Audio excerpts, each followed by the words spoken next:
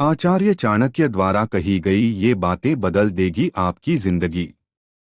Number 1। मूर्ख लोगों से कभी विवाद न करें।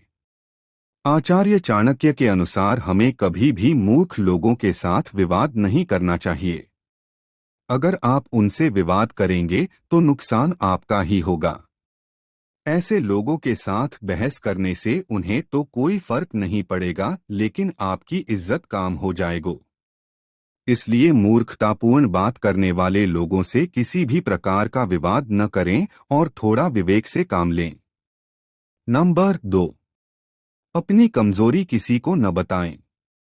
ज्यादातर लोग अपने करीबियों या खास लोगों के सामने अपनी कमजोरी उजागर कर देते हैं, वो भी ये सोचकर कि वह उनके अपने हैं। लेकिन ऐसा करना भविष्य में आपको नुकसानदेह साबित हो सकता है।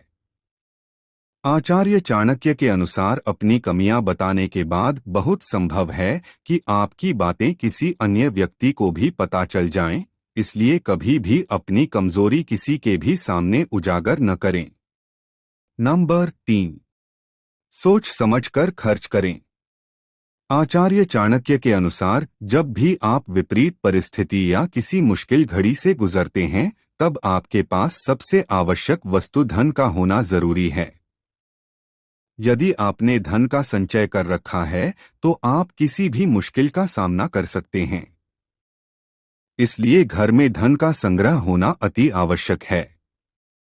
एक बात ध्यान रखें, यदि आपके पास धन है तो सभी सगे संबंधी भी आपके पास बने रहेंगे।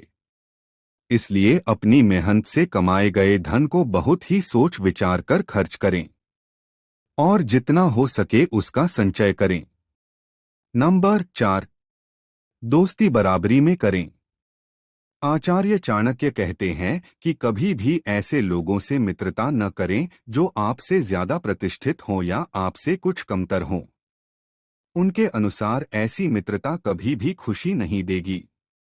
यदि आपका कोई मित्र आपसे कमतर है तो वह आपसे हमेशा मदद की उम्मीद रखेगा, और यदि आप कभी उसकी मदद करने की स्थिति में न हुए तो आपको सदैव इस बात की ग्लानि रहेगी।